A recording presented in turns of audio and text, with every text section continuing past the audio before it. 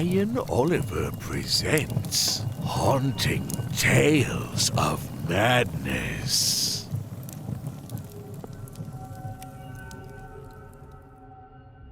The Legend of Mr. Thin. In every town, there is always a person that people are more than a little leery of. Sometimes it's the town witch, or the man who killed his family but no one can prove it. They all have their legends and stories to back up the rumors. As it stands that most of the time they are simply people who don't socialize much. Or, even more often, just don't keep their property up to snuff. Thus, they seem to live in the creepy house down the lane. This is the part where I'm supposed to tell you that this is the same in the town just 2 counties over from where I live. That would be a lie. In that town, the rumors are true. Mr. Thin is very real. And he's a killer. Mr. Thin lives in a small cottage on Little Leaf Road, in the quiet, run-down village called Crestview. Little Leaf Road is on the west side of the small village and runs 1 street over from the town limits. The cottage is yellow with blue trim, and in the front yard there are 3 small apple trees, a white fence with no pickets. In the backyard, there is a tiny tool shed. It is truly a cute little home, and perfect for either a young couple starting out or an elderly couple nearing the end of their journey. Without proper upkeep, though, it certainly has a creep factor to it. I first heard of the home in my senior year of high school. My dad had known the old owner, and had lots of stories about him. From what I know, he was a terrible person. A bit abusive, from what my dad revealed. It seemed perfect for a creepy backstory. A bastard of an old man willing to do who knows what to those he could get a hold of. That kind of man being homicidal is exactly what is at issue here. I think worse than homicidal, to be honest. A man who takes advantage of little kids are the worst kind of evil. The kind of twisted mind that passes itself on one part of its victims. I want to wait until it was dark and cold to go exploring and see what I could find out in the current resident. I had my equipment with me and planned to stake out the place to see what I could quantify. Sadly, there was very little to learn from my overnight stints. It was on my 3rd trip out watching the place that I saw him. I should have known that he would be more active in the day. Most older folks are. The man opened the front door. I could tell he had back problems from his stance. He walked very slowly outside. Like most older folks, he was well dressed, even just for being around his own home. He wore a blue button-up shirt and tan slacks. His walk was obviously leaf-footed but slow. I could assume he made large stomping sound inside. He carried with him a red wooden bucket with a wire handle that has an old wooden rod for a grip. He was out to collect his apples before they fell to the ground. How grandfatherly he looked. His visage was that of a kindly old man who would make a great dime store Santa Claus. He was not what I would call threatening, that's for sure. I could see the pain he felt in his face as he picked up the apples. He barely even let the bucket get half full before taking it in, and so painfully and slowly coming back for more. He was lucky that I was patient enough to watch him, as it took him most of the morning to collect his small harvest. Watching him hobble around his yard was infuriating at times, simply because I cannot imagine being that slow. After the old man finished his gathering, I knew I would have some time, so I stalked around to the back of the property. I was right. In his backyard, there was a cellar door. The old bastard had a cellar. That was obviously perfect for town rumors about an old house and an old man who kept bodies below. It even had a rusty old padlock. I took a few photos for evidence. I made my way back over the fence just in time to see the man coming out the back door. I watched through the hole in the fence as I caught my breath. My God, he was going to the cellar. I watched the old bat fiddle with keys in his left pocket until he got the one he wanted and opened the padlock. Admittedly, I felt a bit bad for him as he strained to open the doors. Sadly, it was too dark to get a good view of what mysteries lay in wait beyond the cellar door. I could hear the steps creak as he moved down, and I could hear him grunting for a moment. Or was that the grunt of a victim? Could be.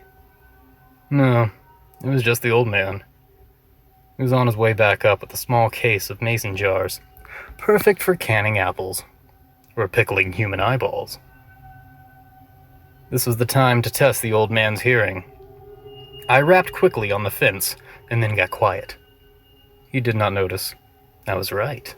The elderly old fellow was not only slow to move, but his other senses were betraying him as well. In the stories, they can always hear the slightest of sounds. I guess sometimes reality just isn't as exciting. Still, an old man with a gruff beard could be seen as a spooky figure with the right storytelling. After really ensuring that the man was not hearing any of the noise that I made outside, I decided it was time to explore the rest of the Crestview. I wanted to get to know the town a little bit more, see what matched up and what have you. I made my way back to my car and headed to First and Main. After closing my door and locking my car, I decided to stroll the main drag. Both sides of the street were about only 3 blocks of businesses. It made me wonder how this town is still alive, to be honest. I saw a dress shop that was also a thrift store, the small town sheriff's office, and then I spotted the gold at the end of the rainbow, the Crestview Cafe. To give you an idea, the cafe is only open from 6 in the morning until 8 at night. It is the only option for eating out in this town. No fast food to speak of. This would mean that those who work here are the end-all be-all, with all the knowledge in the town history and its citizens. These would be the legend keepers. These would be the royal storytellers. It also meant that this food would either be amazing or so bad that I would not want a dog to eat it. After being sat by a woman with a little paper hat and a well-worn apron, I chose to order the French dip and onion rings. They didn't have the soda I wanted, but I told them the knockoff was okay. I was right about this being the place for local knowledge. Thankfully, the food was delicious, and I didn't get the worrisome rot gut that many small-town eateries are known for. I asked the waitress, found out that her name was Carol, about the town, and she gave me more history than I ever thought I would need to know. She even told me about who is sleeping with who behind whose back, and why, a few years back, they had to run the town minister out. Carol let me know that the school is so small that it's kinders through seniors. The mayor is the mayor simply because no one else cares to do it. The sheriff and the town drunk are the same person, and his deputies do what they can to cover for him. This town has only seen one homicide ever. It was technically a hit-and-run incident, and they never caught the fella who did it. They only know it was late at night during a town block party, and the victim was a young woman crossing the street. The driver had been seen turning down Little Leaf Road, but made it out of the country faster than the police could catch him. Carol gave me the basic layout and told me that if I was considering moving to the area, she knew I could get work with the local post office because they were so desperately in need. To be honest with you, she just kept talking and gave me more information than I could possibly care about, but I knew she meant well. She obviously needed the attention as she made a pass at me, but I've never been one to be attracted to women that are at least 30 years older than me. Carol was maybe 40 years my senior, if I was to really take an educated guess. I left town after my lunch and drove back home to think and plan my next step. I took a careful list and packed my duffel bag. Legends exist for a reason, and one should always be prepared for anything. My mom wanted to know all of the ins and outs of what I was doing, and so I came up with a good lie about camping and gave her a kiss on the cheek. No one wants their mother to worry, you know. My father was in his room. He slept most of the day and has a condition. It's hard to explain, but perhaps one day I can share that story. All I can really say is that his suicide attempt left him in a bad way. If I had lived through what he did as a boy, I doubt I could get over it either. He didn't notice when I said goodbye or kissed him on the forehead. On the drive back, I played some music to pump myself up and get in the right mindset. Just outside of the Crestview city limits, I started to get butterflies in my stomach, but I kept them at bay. I was getting dark, and to me, that was perfect. I drove past Crestview to the next town, Cedarville.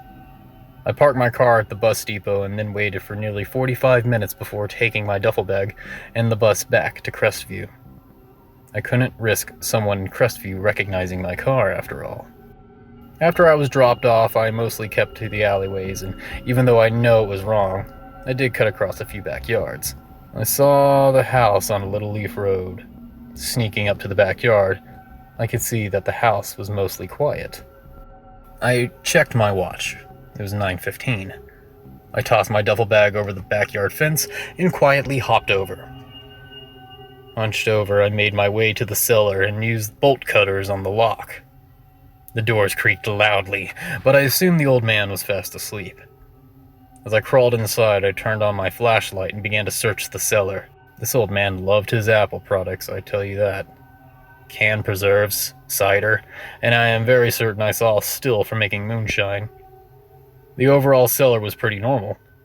Dusty, sure, but not what I would call nightmare-inducing. It did, however, have a staircase that led up to the house. I could see why the old man walked through the house to get to the cellar instead of using the inside entrance, though. The stairs were very steep. The cellar alone was eerie enough in this light to keep any sort of legend alive. I could almost feel Mr. Thin's presence in that place. Opening the door slowly and carefully, I found myself in the old man's kitchen. It was small, but decidedly perfect for one person. It had linoleum floors and a fold-out table that was mounted on the wall. The refrigerator was a real gem, though. It was straight out of the Cold War era and was the most disgusting teal color. So perfect. I was right about the old man being heavy-footed. I heard the steps coming from another room. His gruff voice carried through the whole house. Quickly, I shut off my flashlight and covered my mouth. His breathing was harsh and wheezy. I felt comforted that, even if his hearing was not shit, it would still be distorted by his own bodily noises. "Stupid raccoons!" he grunted. "Stay out of my trash! I have a shotgun!" The old man got quiet again, and I could hear him forcefully flopping down into an easy chair. The springs strained under his aged body. I would have to be very careful. He was supposed to be in bed, so I could really get to the bottom of what I was working with here. I would have to change my plan. Quietly, I tried to make sure that I didn't bump anything and kept my light off. I left my eyes shut until they were adjusted. Coming out of the kitchen, I saw that his chair was in the living room and facing away from me. Crawling on all fours, I kept low with the hope that if he stirred again, he would not see me.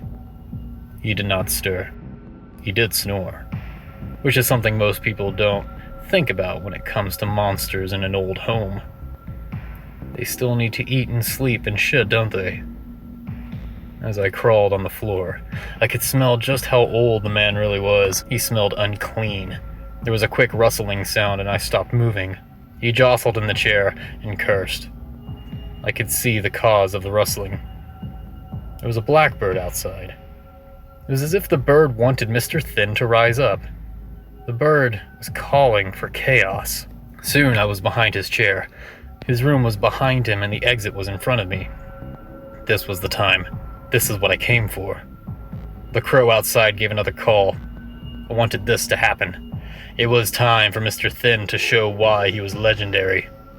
Pulling it from the duffel bag, I placed my mask over my face, and then I pulled my dad's old pipe wrench out next. Rising up behind the old man, I swung my arm down with all the force I could muster. The first hit was all it took to create a mortal wound, but I decided that was not enough. Legends are not made by just being good enough. Legends require overkill. I made sure there was blood splatter. I made sure all the right bones cracked and split. I made sure the old man would be a mess. I made sure people would remember this night and what had happened here. I wanted them scared to ever come near this house. I beat my great-grandfather until there was little left. His blood would be the paint I would use to write my legendary name on the walls. This property would remain in my family, and I would make sure it would sit here and rot. I would leave just enough clues to let that old bitch Carol do the rest, with her gift of gab. People would believe in me. They would believe in the legend of Mr. Thin, the killer of Little Leaf Road. I would make sure of it. This is for you, Dad.